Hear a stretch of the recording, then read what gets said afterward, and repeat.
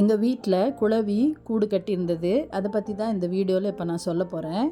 இங்கே பார்த்தீங்கன்னா எவ்வளோ அழகாக கட்டியிருக்கு பாருங்கள். ஒரு ரூமாக கட்டியிருக்கு.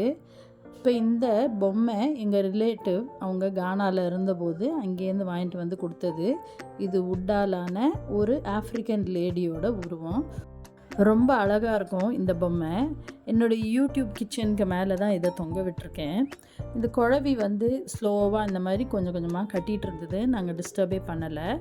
அதுக்கப்புறமா ஒரு வருஷத்துக்கு அப்புறமா எந்த ஒரு குழவியும் இல்லைன்றது புரிஞ்சுக்கிட்டு இப்போ நான் அதை கட் பண்ணி உங்களுக்கு காட்டலான்னு நினைக்கிறேன். பாருங்கள், கிரவுண்ட் ஃப்ளோர், ஃபஸ்ட் ஃப்ளோர் அப்படின்னு 2 விதமாக கட்டியிருக்கு. இதை மேல் பகுதியை இப்போ நான் வெட்டி காட்டுறேன்.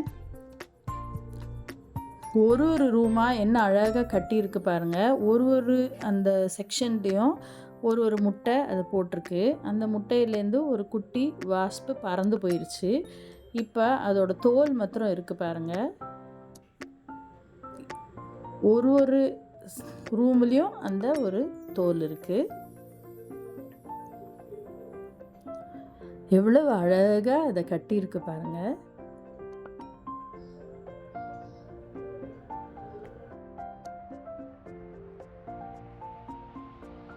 யூஸ்வலாக குழவி வீட்டில் கூடு கட்டினா குடும்பத்துக்கு ரொம்ப நல்லது அப்படின்னு சொல்லுவாங்க.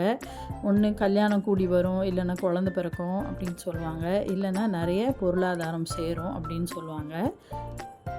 இப்போ பாருங்கள், இந்த குழவி கூடு நல்லா ரொம்ப அழகாக அது கட்டியிருக்கு. இப்போ கிரவுண்ட் ஃப்ளோரை கட் பண்ணி பார்க்குறேன் நான். பாருங்கள், அந்த தோல் மாத்திரம் இருக்குது.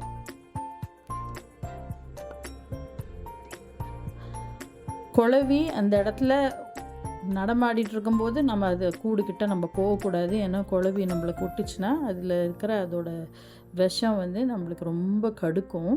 ஸோ அது இல்லாத போது தான் நம்ம அதை கூடை நம்ம கலைக்கலாம். அதுவும் ஒரு வருஷத்துக்கு மேலே டார்மெண்ட் ஆனதுனால தான் நான் இந்த கூடை இப்போ நான் கட் பண்ணி உங்களுக்கு காட்டுறேன்.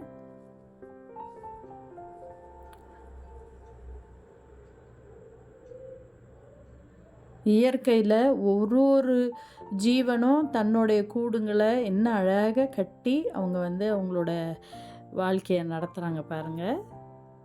ரொம்ப பியூட்டிஃபுல்லாக இருக்குல்ல?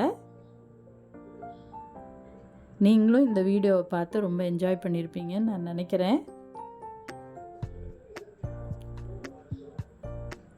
இப்போ இந்த தோலுங்களை நான் தனியாக எடுத்து வச்சு காட்டியிருக்கேன் பாருங்கள்.